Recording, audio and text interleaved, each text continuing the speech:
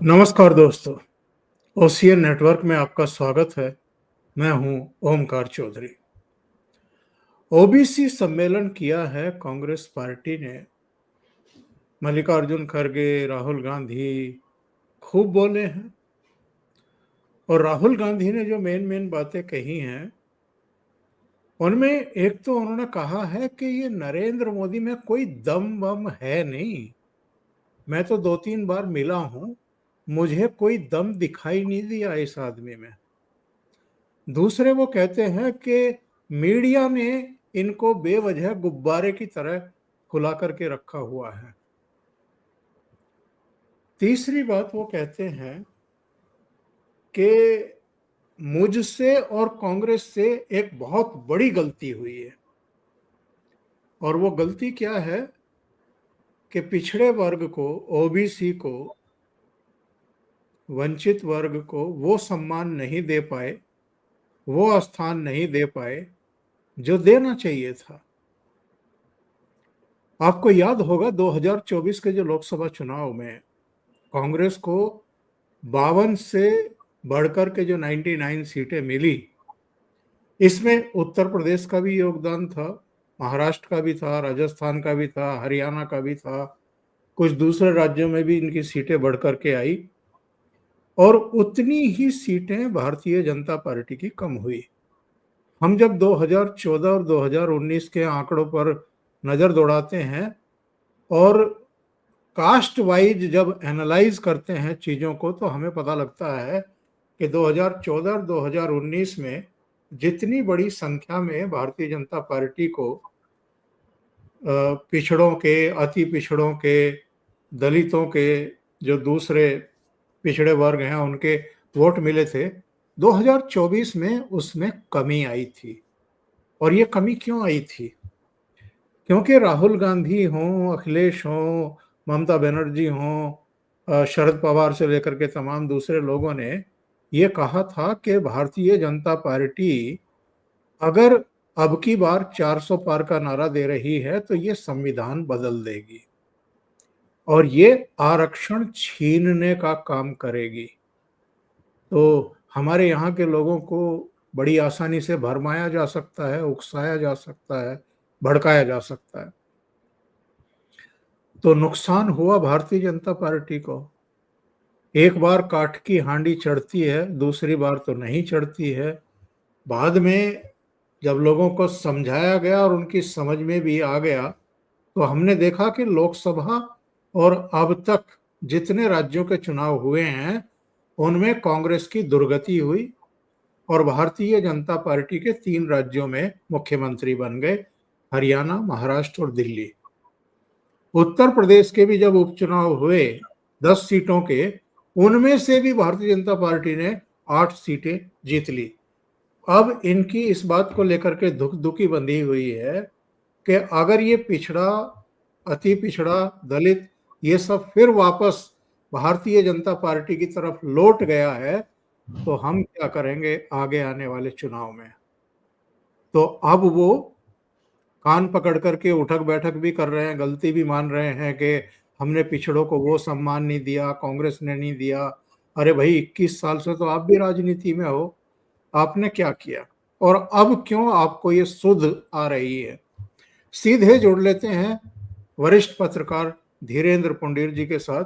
उन्हीं से जरा समझने की कोशिश करते हैं, इनको इतनी जोर जोर की हिचकी क्यों आ रही है, ओबीसी, दलित और तमाम वर्गों की अब इस तरीके से याद क्यों आ रही है?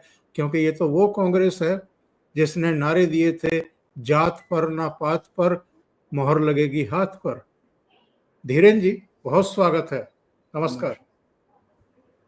तो दरअसल धीरेन्द्र जी, क्या हुआ है राहुल गांधी को? परेशानी क्या है? देखिए, सत्ता से दूरी जो है बहुत दिन तक बर्दाश्त नहीं होती उस पार्टी से जिस पार्टी ने बहुत लंबे समय तक राज किया हो।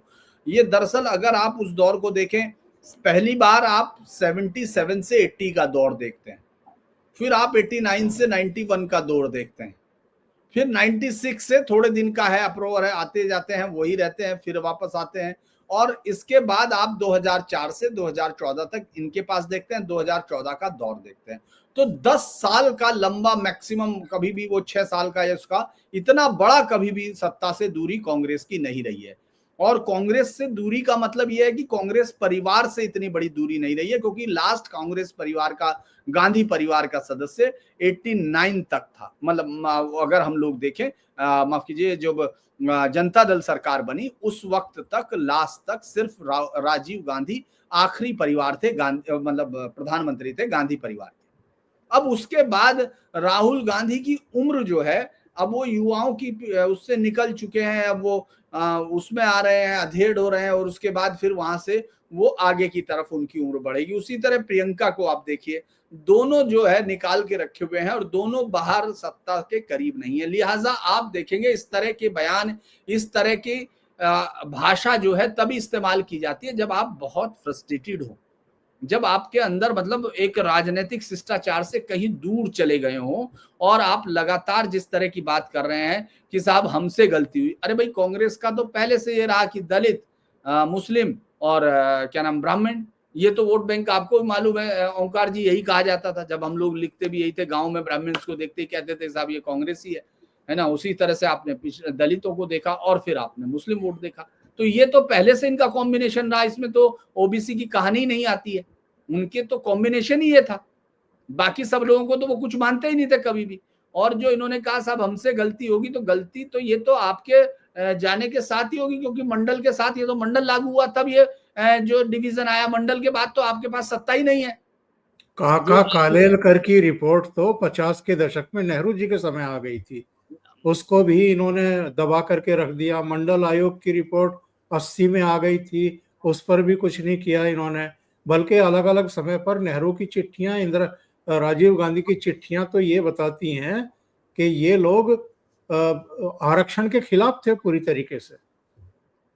देखिए, वो जब जिस दिन वो एमएचए में देने गए रिपोर्ट, बीपी मंडल, वो गए तो वो इतने उत्साह से रिपोर्ट तैयार करने के बाद फिर उन्होंने अपने सहयोगी को कहा कि मैं आज उसको फाइल में दफन कराया हूं मेरी तरफ से।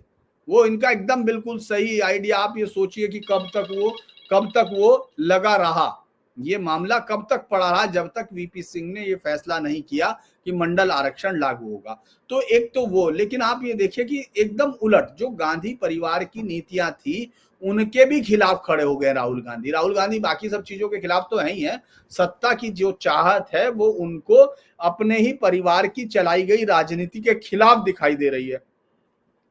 श्रीमती इंदिरा गांधी गले में रुद्राक्ष और तमाम चीजें, और आप देखते होंगे कि अलग अलग मठों में, मंदिरों में उनका एक नैसर्गिक जाना था। उस पर अगर देखें, राजीव गांधी की शुरुआत जो है, ये अलग बात है। आप देखिए उस जो प्राइम मिनिस्टर, जो कांग्रेस के कैंपेन की शुरुआत अयोध्या से होती, पर आप फैजाबाद में रैली होती है, आप सोचिए वो अपने उसकी रैली वहां से शुरू करते हैं। और राहुल गांधी को रात दिन ये पता नहीं कैसे एकदम ये हो गया कि उनको एक अजीब किस्म का, मुझे लगता है कि मैनिया हो गया है, कि वो हर बात में तू तड़ाक, ये सब करना, वो करना, उससे वो छोटा नहीं हो जाएंगे। जिसको वो प्रधानमंत्री की पोस्ट जो है एक संवैधानिक पोस्ट है और वो जनता के समर्थन से जीते हैं। अगर आपको ये गलती, या तो आप ये मान लीजिए, देखिए कई चीजें इसमें आती हैं, वो कई चीजों को मिक्स करते हैं। एक तरफ कह रहे हैं कि हमसे गलती होगी, पिछड़े की तरफ हमने ध्यान नहीं दिया, हम उसमें उलझे रहे, वो हमसे दूर चला गया। तो आप ये मान रहे हैं कि आपके चुनाव में हार जो है जेन्युइन थी। दूसरी तरफ आप जब चुनाव आयोग पर हमला बोलते हैं, कहते हैं कि तुमने हमारा वोट चुरा लिया, तुमने इलेक्शन की चोरी की है, तुमने उसकी चोरी की है। तो दरअसल वो एक मंच से दूसरे मंच, दूसरे मंच से तीसरे मंच जाते हुए, कई बार क्या होता है कि एक स्क्रिप्ट लिखी गई है और उसमें कई पन्ने अचानक वो एकदम मिक्स हो जाए और आपके सामने लाइव बोल दिया जाए, तो आपको समझ में नहीं आता आप कौन सा पन्ना उठा के कहां पढ़ने लगते हैं। तो उसी तरह से राहुल गांधी का इस वक्त मुझे लगता है उनको ये समझ में नहीं आ रहा कि वो जो कह रहे हैं कि मैं राहुल उसको कुछ नहीं समझता था, आप ज्यादा पहुंचते हैं। क्योंकि उन्होंने कहा, जब अपने उसमें थे तालकटोरा में, उन्होंने कहा कि आपको पता है ना राजनीति में सबसे बड़ी प्रॉब्लम क्या है। तो उनके कार्यकर्ताओं को तो अब तक उन्होंने वही कहा था, उन्होंने कह दिया पीएम मोदी। इस पे कहा नहीं नहीं नहीं, नरेंद्र मोदी कोई प्रॉब्लम नहीं है, मैं उनसे 2-3 बार मिल चुका, सिर्फ शोबाजी है, उसमें कोई दम नहीं है, लोगों ने सर पे चढ़ा रखा है। और जबकि लोग देख चुके हैं, संसद में आपको कई बार देख चुके, आप कैसे मिले ये भी देख चुके, हाँ। आपकी विंकिंग देख चुके। मैं हैरान होता हूं कि ये किस तरह की, क्योंकि जो उम्मीदें थी उसमें भी बहुत ज्यादा वो कर रहे हैं। अभी तो सिर्फ उनको दिक्कत ये है कि उन्होंने ये तक कह दिया कि मुझे जिस तरह ओबीसी वर्ग की रक्षा करनी चाहिए थी और मैं उस तरह नहीं कर पाया, मैंने 10-15 साल मुझे ओबीसी के मुद्दे गहराई से समझ नहीं आए थे, अगर मुझे पता होता तो मैं उसी वक्त जाती।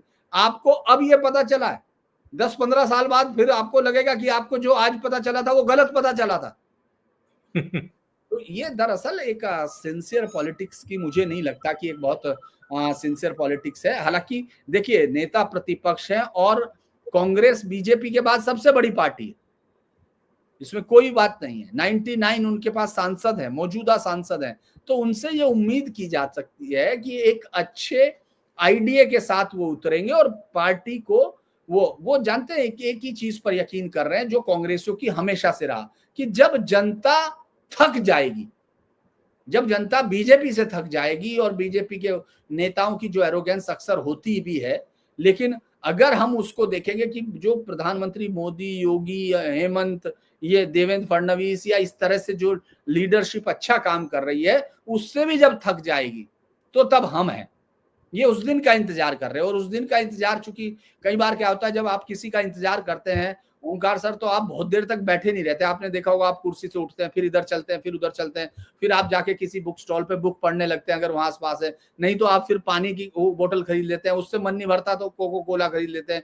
वो जब तक कोई शख्स आपको घंटों की वो तब होता है जब अनिश्चित होता है इंतजार। वो तब नहीं होता जब आपको मालूम है 3 बजे आना है किसी को, तो आप आराम से बैठे, चाहे 1 बजे से बैठे, आपको मालूम है 3 बजे आना है।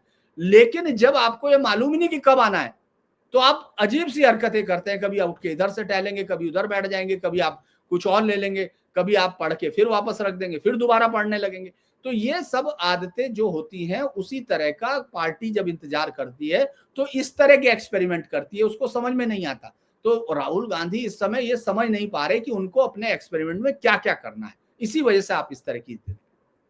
जून में प्रधानमंत्री पद की शपथ ली थी तीसरी बार नरेंद्र मोदी ने, और बजट आया था। बजट पर चर्चा करते हुए राहुल गांधी ने कुछ अजीबोगरीब बातें कर दी थी।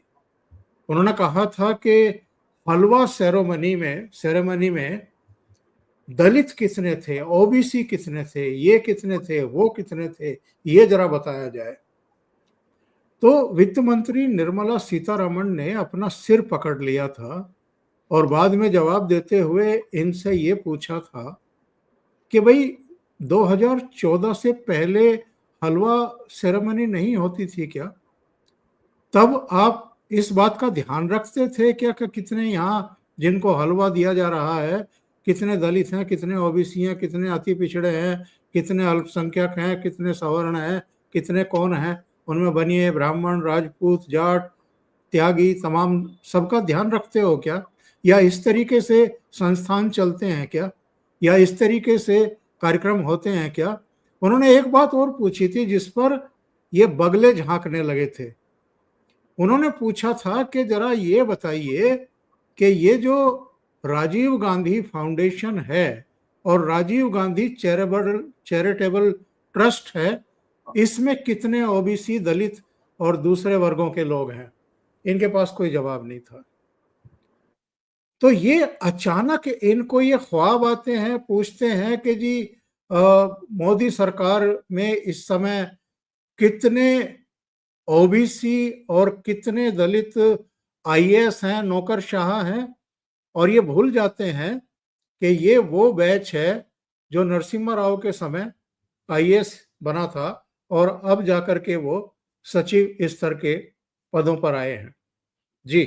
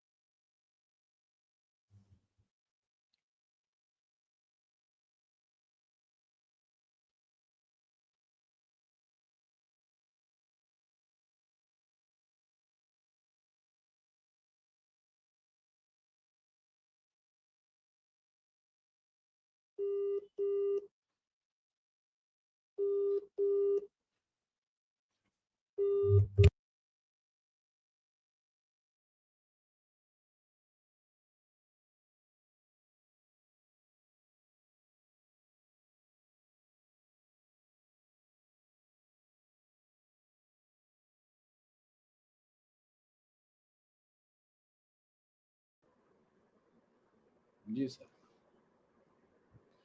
माफ कीजिए सर, लाइट जाते ही ये पता नहीं क्यों चला जाता है, जबकि इन्वर्टर है। हाँ, हो जाता है, कई बार हो जाता है। जी लेता जी। है क्या? आपका भी इन्वर्टर लेता है 1-2 मिनट अगर चले जाती?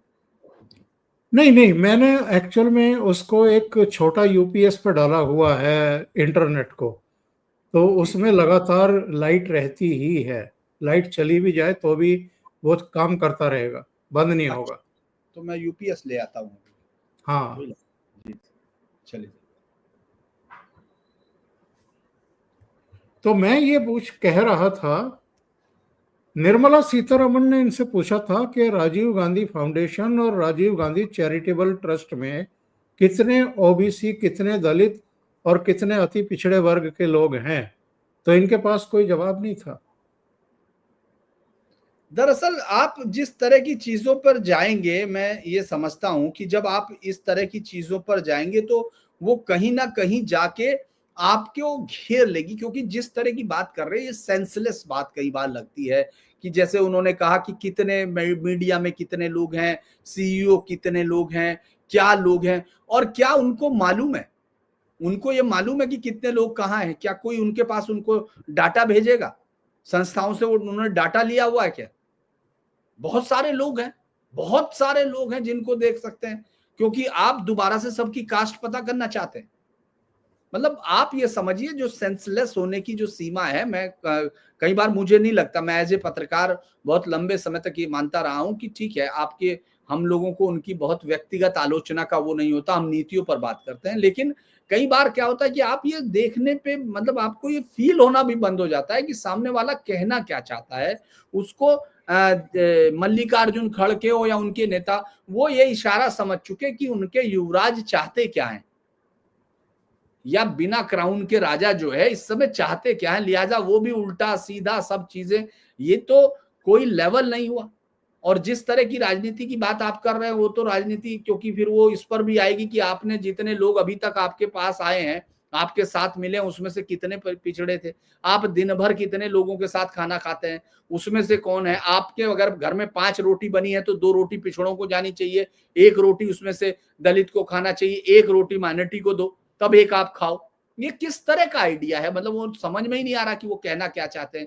ठीक है और ये, चलो, मैं तो ये कहता हूं कि प्रधानमंत्री इस समय पिछड़ा है, राष्ट्रपति इस समय वनवासी हैं, आदिवासी हैं, इससे पहले राष्ट्रपति दलित थे। आप अपने प्रधानमंत्री पद के चेहरे किसी पिछड़े को, अति पिछड़े को, किसी दलित को क्यों नहीं प्रोजेक्ट कर देते? आप खुद क्यों बने हुए हैं प्रधानमंत्री पद के चेहरे? आप करो ना साहस ये। दरअसल दूसरा एक ये भी है कि आप ये देखिए, लगातार ये सब चीजें अगर हम लोग अभी की देखें, जब ये पिछड़ा वो लागू किया गया था उस समय 92 से करीब में से शायद सेक्रेटरी थे, एग्जैक्ट डाटा अभी मुझे वो नहीं रिकॉल कर पा रहा हूँ, लेकिन मुझे याद है शायद 85 या कितने के करीब ब्राह्मण्स उस समय बताए गए थे कि साहब वो अपर कास्ट है, ब्राह्मण्स है, विशेष तौर पर ये कहा गया। उसके बाद ये तो आपके उनकी तरफ से चलता हुआ आ रहा है, तो कांग्रेस की तरफ से चला हुआ है, इसमें तो किसी और ने नहीं कहा था, आपको रोका नहीं था। अगर 78 सालों में से, मैं ये मानता हूं 78 सालों में से ये 11 साल आप लीजिए, लगभग 25 से 30 साल अगर आप विपक्ष को सब मिला के दे दीजिए, वैसे तो 3 वो थे और उसके बाद 96 अगर 91 तक आप ये ले लीजिए, मतलब 3 2 5 और उसके बाद ये 4 वो और 11 ये, इस तरह से 6 ले लीजिए, तो मतलब 20-25 तक ही पहुंच पाओगे आप सारे लगा के। तो आपके पास पूरी आप, और चूंकि ये आपकी पार्टी के पास होता तो भी सवाल शायद ये धीमा हो जाता। ये तो आपके नाना पे रहा, आपकी दादी पे रहा, आपके पिता पे रहा, ये तो कंप्लीट आपके पास रहा ना सत्ता। और फिर रही तो आपकी माता जी उसको गवर्न कर रही थी, सबको मालूम है कि मनमोहन सिंह क्या थे। तो उस वक्त ये समझ में नहीं आया, तो ये जो राजनीति की जो आपकी जो गुस्सा है, ये तो आपको अपने परिवार पर उतारना चाहिए सबसे पहले। लगातार आप जो कह रहे हैं कि आप नहीं समझ पाए, ठीक है आप नहीं समझ पाए, आपकी बुद्धि उस तरह की रही होगी, वो समझने में टाइम ले रही, 10-15 साल ले रही है, लेकिन आपके तो परिवार में रहे हैं ना जिन्होंने कहा। अब वो दरअसल वो हिंदू आइडेंटिटी पर लगातार अटैक करना चाहते हैं। राहुल गांधी की दिक्कत यह है कि वो हिंदू आइडेंटिटी को अपना दुश्मन मान बैठे, वो उसके अंदर डिवीजन को, उनको जीत का सबसे बड़ा फॉर्मूला उनको ये लगता है कि वो जीत ही उनका फॉर्मूला होगा अगर हिंदू वोट को डिवाइड कर दिया जाए। वो कहते हैं कि हिंदू इंडिया 50% हिंदू तो ओबीसी है, अगर हिंदू इंडिया है तो मीडिया कारपोरेट में ओबीसी क्यों नहीं है? उनको क्या मालूम है कौन ओबीसी है? बल्कि मैं तो ये भी मानता हूं कि अगर उनसे ऑफ द हैंड पूछ लिया जाए कुछ ओबीसी के नाम पे तो वो बता नहीं पाएंगे कि ओबीसी में, उनको अभी तक मुझे नहीं पता कि वो गोत्र का अंतर समझ पाते होंगे कि नहीं पाते होंगे। वो जिस तरह की बात कर रहे हैं कि वो ये लोग एससी एसटी ओबीसी की जमीनें छीनकर अडानी को दे रहे, यार अडानी को पैसा मुआवजा दे रहा उनकी बीच है, डायरेक्ट है, आपने जो तय किया था वो है, आप जो फॉर्मूले थे वो सब एग्जिट कर रहे, सुप्रीम कोर्ट बैठा हुआ है, हाई कोर्ट बैठा हुआ है, वो फैसले सुना रहे हैं, सरकार के खिलाफ भी सुना रहे हैं, एनजेसी सरकार के खिलाफ ही पूरा का पूरा कई सारी चीजें सरकार की रुक जाती हैं, आप तब भी इसी तरह की बातें कर रहे हो। ये तो कोई समझ में आने वाली बात नहीं है। तो इसीलिए दरअसल बहुत सारी चीजें तो हम लोग ये समझते, जैसे उन्होंने आज कहा कि साहब वो जो है वो आप जो है बच्चे हम हिंदुस्तान से अंग्रेजी मिटा देंगे, ये बीजेपी के लोग कहते हैं। लेकिन उनसे पूछिए आपके बच्चे कहाँ पढ़ते हैं, वो तो विदेश में पढ़ते हैं, तो क्या वे हिंदी मीडियम में पढ़ते हैं? लेकिन इनके साथ में अंग्रेजी जरूरी है, उन्होंने रीजनल भाषाओं का नाम लिया और कहा इनके साथ अंग्रेजी जरूरी है। ये तो यार आपके, चूंकि इसलिए है कि आपके नाना जो है वहां से पढ़ के आए थे, आपके नाना के जो पिता थे वो भी उसी भाषा में निष्णात थे, तो आपकी मजबूरी है, देश की मजबूरी नहीं है। दुनिया में कहीं भी हो सकता है कि अपनी भाषाओं पे गर्व कर सकते हैं। चाइना को तो नहीं चाहिए अंग्रेजी, वो तो अभी भी कर रहे हैं। जापानी अपनी भाषा वो सीखते हैं, दूसरी भाषा भी सीखते हैं, लेकिन वो और अपनी भाषा। प्रधानमंत्री चाहे अमेरिका के राष्ट्रपति के साथ बैठे हैं या ब्रिटेन के प्रधानमंत्री के साथ बैठे हैं, हिंदी में बोलते हैं। ये गर्व का विषय है या शर्म का विषय है? मैं यही कह रहा हूं कि उनका तो, मुझे तो लगता है कि वो कभी वो मल्लिकार्जुन कहते हैं कि मोदी खुद को ओबीसी बोलते हैं, जबकि वो पहले अपर कास्ट में थे। मुख्यमंत्री बनने के बाद उन्होंने अपनी कम्युनिटी को ओबीसी लिस्ट में डाल दिया। ओबीसी के लोगों के बीच में कहते हैं मैं पिछड़ा वर्ग का हूं, मुझे सताया जा रहा, लेकिन अब वो सबको सता रहे हैं। अब आप और ये भी गलत है, ये भी गलत है कि उन्होंने डाला ओबीसी सूची में, ये उनसे पहले ही डल चुका था। ये स्पष्टीकरण बीजेपी की तरफ से पहले ही आ चुका कि मोदी के टाइम में तेली समुदाय को ओबीसी लिस्ट में नहीं डाला गया, उससे पहले ही डाला जा चुका था। नहीं, फिर तो वो उनके मुख्यमंत्री भूपेंद्र सिंह बघेल या इस तरह के लोग भी नहीं कह पाएंगे, बहुत सारे लोग नहीं कह पाएंगे ना। दरअसल वो इस देश की जाति व्यवस्था को ये समझते ही नहीं है। पहली तो बात ये है कि जिस तरह की निटिग्रिटी जाति व्यवस्था में कि यहाँ उनको उसमें रखा जाता है, फिर आगे कहीं जाके वो दूसरे राज्य में कुछ और उसमें डाला जाता है, बहुत जगह होता है। जैसे ओबी ये जो वैश्य वर्ग में से ही शामिल होते हैं, तेली भी उन्हीं में से आते हैं, उनको यहाँ नहीं दिया जाता उत्तर प्रदेश में, उनको कहीं और रिजर्वेशन दिया जाता है। तो बहुत सारी चीजें हैं। दरअसल मुझे लगता है कि ये जो इंतजार है ये लंबा हो रहा है उनके लिए, ये दिक्कत है। खरगे साहब ने एक बात और कही है, उन्होंने कहा है अगर 30 सीटें और मिल गई होती तो हम सत्ता में होते। कितना तड़प रहे हैं ये, जल बिन मछली जैसे तड़पती है सत्ता के बिना। इनको लगता है कि 30 सीटें हमारी ओर बढ़ जाती, 30 सीटें बीजेपी की कम हो जाती तो सत्ता में हम होते, प्रधानमंत्री नरेंद्र मोदी नहीं बनते, फिर राहुल गांधी बनते।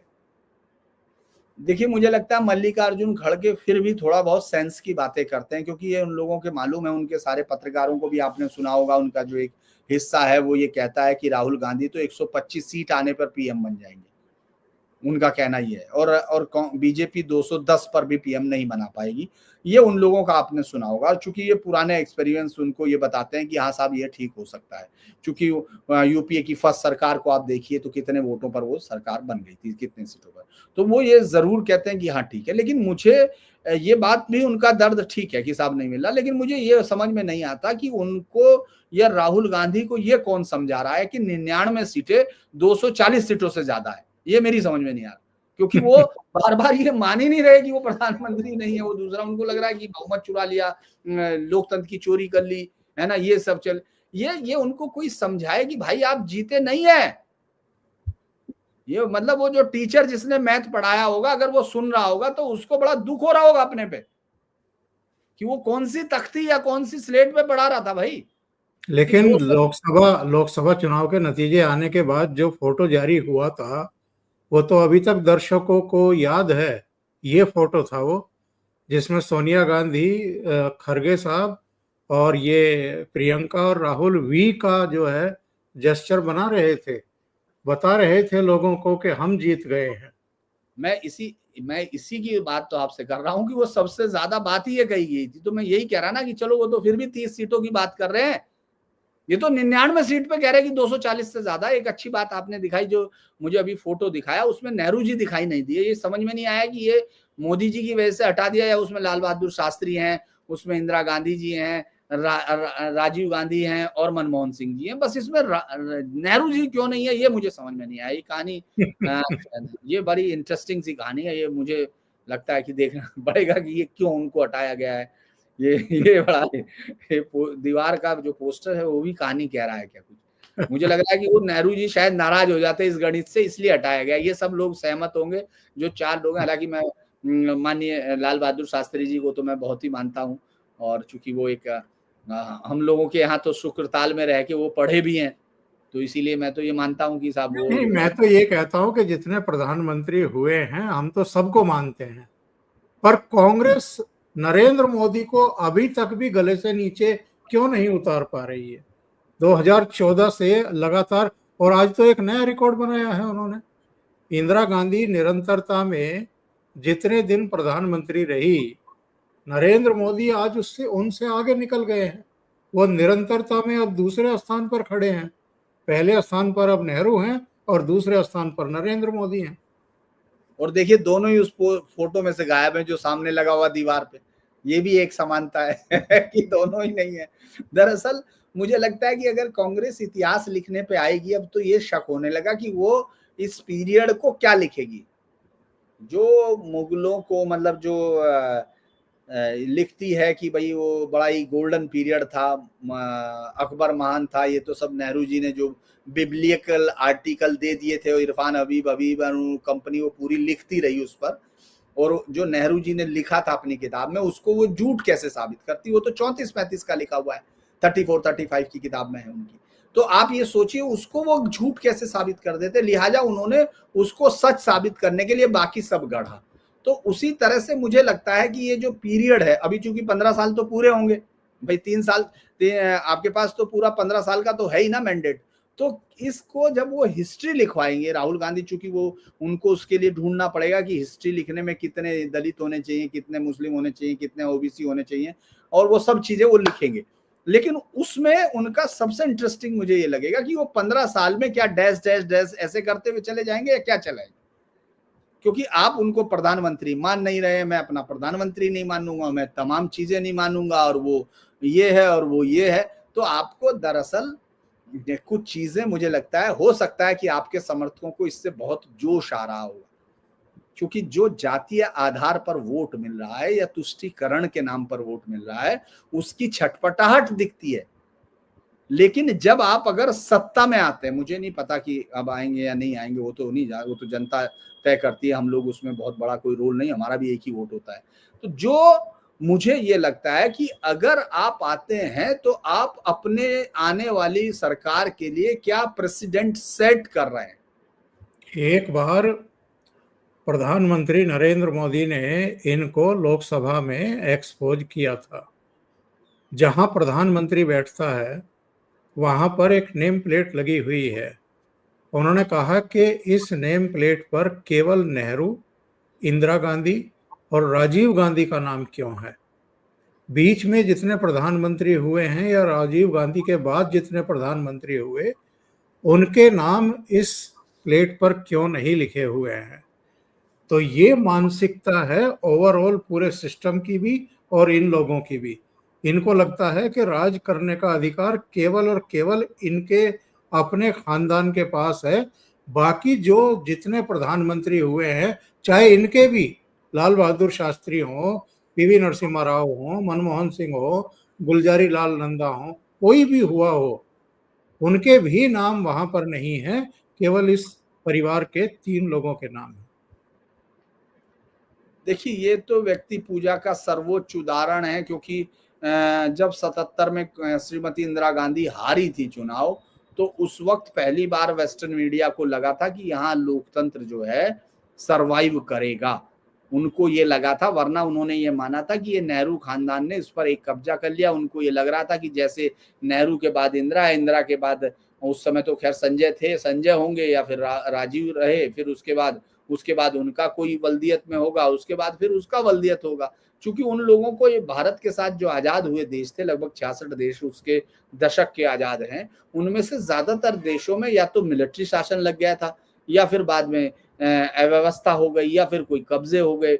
लेकिन उन सब में सिर्फ भारत एक ऐसा चमकता हुआ वो था, उसमें हम कह सकते हैं कंट्री का नाम, जिसमें लोकतंत्र लगातार जिंदा रहा। चूंकि ये लगता है कि ये हमारे परिवार की विरासत है, और चूंकि अगर आज कांग्रेस में आज आप राहुल गांधी या प्रियंका को हटाइए तो वो पार्टी टूट जाएगी। उसके पास कोई एक ऐसा मोटिव नहीं बना है, क्योंकि जो पार्टी बनी 1885 में इस तरह से हो कि वो एक सेफ्टी वाल्व का काम करेगी, जिसकी स्थापना एक अंग्रेज अफसर ने की हो, जो चूंकि लोग इसको बहुत काउंट कर लेते हैं कि साहब उस समय, चूंकि लोगों के पास उस समय कोई और विरोध के नाम पर नहीं था, और सब लोग कोई भी डिवीजन नहीं दिखाना चाहता था, वरना उसी में महामना मालवीय थे, उन्होंने तो BHU बनाया है, उसी में टंडन। इनके परिवार का कब्जा तो तब हुआ जब नेहरू ने अपनी बेटी को भी पोजीशन देनी शुरू कर दी। उससे पहले तो बहुत सारे ऐसे ऐसे नाम कांग्रेस के प्रेसिडेंट रहे हैं जिनको हम वाकई कह सकते हैं कि भारत माता के सच्चे सपूत रहे हैं वो। देखिए मुझे लगता है कि देखिए किस तरह से ये होता है कि पहले तो गांधी से पूरी कोशिश करके इनको लाहौर अधिवेशन के लिए कुछ वो दिलवाया जाता है कि अहम चीजें, मोतीलाल नेहरू लगातार दबाव बनाते हैं, फिर इनको वो अनिच्छा से स्वीकार करते हैं। फिर ये इस तरह से गांधी के प्रिय हो गए थे नेहरू जी। मैं ये नहीं कह रहा कि उसमें क्या है, कि हालत ये होती है कि चूंकि उस समय प्रेसिडेंट जो है, कांग्रेस प्रेसिडेंट वो थे अपने आजाद साहब थे, कलाम साहब थे, तो उनको हटाया जाता है, क्योंकि ये जो सरकार जब बनेगी, सत्ता दी जाएगी, तो PM किसको बनाएंगे, कांग्रेस प्रेसिडेंट के लिए इनको वापस लाया जाता है, जबकि वो लगभग शायद मुझे जहां तक याद है 5 या 6 बार से लगातार कार्यकाल था। चूंकि वो उनको मुस्लिम लीग से टकरा के उनका पैरेलल एक काउंटर नैरेटिव के लिए उनको बनाया हुआ था कलाम साहब को। अब आप सोचिए कि उसके बाद ये होता क्या है, ये उनको प्रेसिडेंट बनाया जाता है, उसके बाद जब तक वो रहते हैं, जब तक सरदार पटेल उनकी उम्र नहीं रह पाए ज्यादा, आजादी के बाद चूंकि उनकी उम्र ज्यादा थी, वो नहीं रह पाए और उनकी तबीयत इस तरह हुई, वरना 1950 तक तो उनको पैरेलल चुनौती मिल रही थी। चूंकि वो उनका ये दुर्भाग्य है इस देश का कि वो जल्दी चले गए। उसके बाद एक तरफा पार्टी में जो है नेहरू जी के सामने, हालांकि गोविंद वल्लभ पंत या वो बड़े लोग थे, लेकिन वो नेहरू के सामने नहीं थे। तो एक जो कहें कि वन मैन कमांड हो गई, और उस समय भी लोगों को नहीं लग रहा था कि शायद ये नहीं करेंगे, लेकिन धीरे धीरे उनको दिखा, चूंकि असामयिक मृत्यु हो गई लाल बहादुर शास्त्री जी की, तो कोई ये समझ नहीं पाया, वरना तो ये हो सकता था कि इतिहास कोई दूसरा होता। तो बहुत सारी चीजें इस तरह होती हैं इतिहास में जो जिनका जवाब समय देता है। बहुत बहुत धन्यवाद धीरेन जी जुड़ने के लिए और महत्वपूर्ण मुद्दों पर चर्चा करने के लिए। और दर्शकों से निवेदन है, धीरेन जी के चैनल को सब्सक्राइब जरूर करें, उनको सपोर्ट करें। धीरेन्द्र पुंडीर ऑफिशियल के नाम से चैनल था, अब किस नाम से है धीरेन जी, एक बार बता दीजिए। न्यूज पॉइंट के नाम से, news point, Dhirendra Pundi news point, DP news point के नाम से अब चैनल है, आप लोग सब्सक्राइब जरूर करें। बहुत बहुत धन्यवाद धीरेन जी, थैंक यू सो मच, नमस्कार।